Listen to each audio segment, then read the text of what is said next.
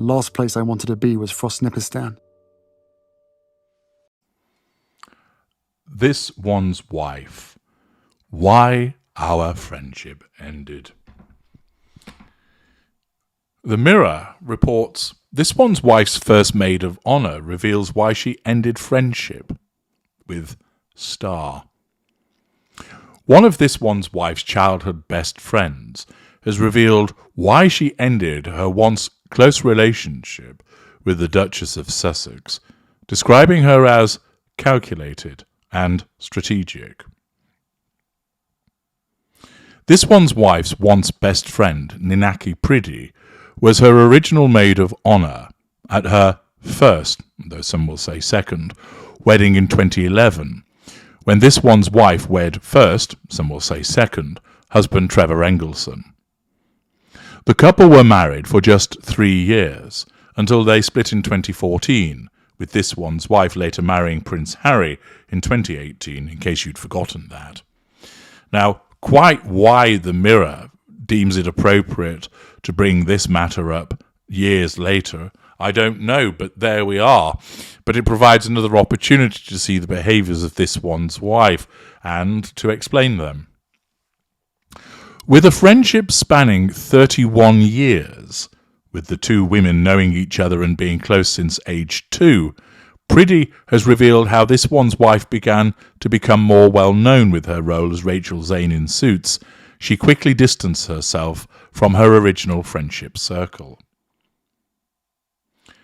The narcissist relies upon friends as non-intimate secondary sources in the fuel matrix. Like other appliances, these friends are there to be controlled, to provide fuel, to provide character traits and residual benefits. Indeed, friends often useful for those character traits, their own experience and characteristics being hijacked by the narcissist, and also residual benefits. For the mid-range narcissist, friends form the facade. Thus, the narcissist is generally decent to these friends, so that they have a body of people that are supportive, that say, yeah, Jim, he's a great guy, great friend, known him years. This is particularly useful to the narcissist, of course, that when they're devaluing the intimate partner primary source behind closed doors, so the facade isn't damaged, that if that intimate partner primary source complains about their treatment to, say, friends and family, those friends and family are somewhat mystified. Jim's never been like that with us.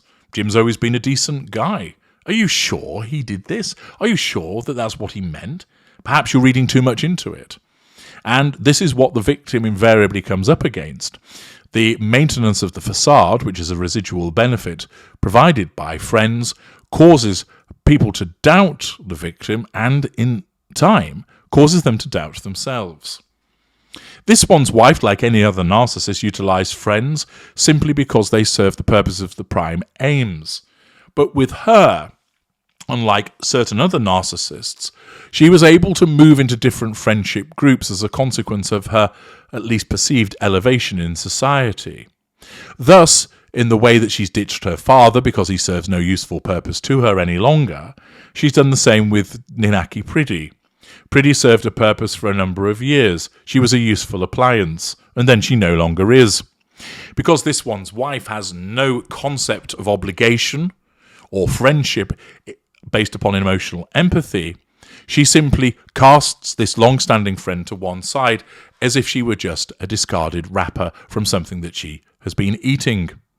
She has no concept of maintaining the friendship for the sake of friendship, because her narcissism doesn't work that way. It simply utilises Ninaki Priddy as useful and therefore interact with her, and then when that usefulness falls to one side, don't bother with her anymore. There's no other reason to be friends with someone other than to get something out of them. That is the narcissistic perspective of friendship.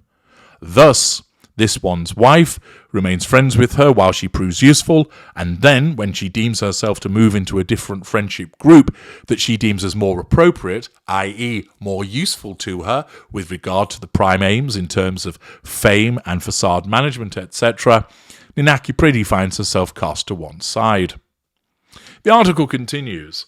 Another nail in the coffin, according to Priddy, was her disapproval of this one's wife's split from husband Trevor, threat to control, as she tried to speak to the Duchess but found she shut her down, nullification of threat to control, and refused to acknowledge Trevor's hurt from the out-of-the-blue breakup. That's because she has no emotional empathy. Priddy commented, "The way she handled it, Trevor definitely had the rug pulled out from under him, which again demonstrates the lack of emotional empathy that this one's wife has towards her former husband, and the fact that because her friend queried her behaviour, that amounted to a threat to control, which then resulted in this one's wife having to nullify it." Priddy explained how the duo then began to chat to one another less and less, and after her chat with Trevor about the divorce, Priddy tried to talk to this one's wife, but she wouldn't confide in me. And she found the actress had a new friendship circle, effectively shutting Priddy out. Although it is unusual for a narcissist to disengage from non-intimate secondary sources, they're more usually treated to the shelving dynamic, picked up and put down as the narcissist sees fit. In this instance, as a combination of the fact that she was no longer useful and she was becoming too much of a threat to control by being seen as being disloyal by this one's wife, she disengaged from Ninaki Priddy.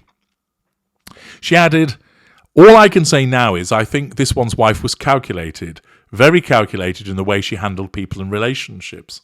Well, that's certainly the way that it will look to somebody who is uninformed about narcissism. But as I've explained on many occasions, this one's wife isn't calculating. She operates in the moment. The repeated fuck-ups that she creates, the faux pas that are generated by her, all the schoolgirl errors that she causes through collateral consequences are demonstrative of the fact that she isn't calculating or strategic. Yes, she knows she's wanted to advance herself in life. Yes, she's looked for opportunities to do that. But her behaviour and decision-making has been driven by her narcissism.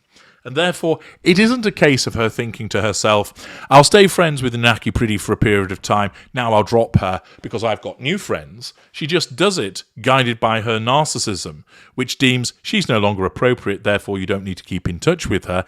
And she's proven not to be a very good friend because she keeps sticking up for Trevor. If she was a true friend, she would stick up for me, and she doesn't, so I can't be friends with somebody like that. That's not based upon her being calculating or strategic. It's simply that's what her narcissism tells her. It tells her that Ninaki Priddy isn't to be relied upon because she's a traitorous friend, because she stuck up for Trevor. Thus she's ditched. The reality, of course, is she's ditched because she's no longer any use to this one's wife and because she became too much of a threat to control. She was running contrary to the prime aims. Priddy explained that she sees the Duchess as very strategic, describing her as cultivating her friendship circle. Indeed, her narcissism looks for people that can be controlled, that will provide fuel, character traits and residual benefits. But this one's wife doesn't sit down and think to herself, now, which friend should I try and get in with in order to achieve all of these things? Instead, she's guided by her narcissism in relation to her decision-making. To describe her as calculating and strategic is understandable because it looks that way to Ninaki Priddy. But to those of you that have the benefit of my observations and detailed breakdown of the behaviours of this one's wife, she's far from calculating and strategic.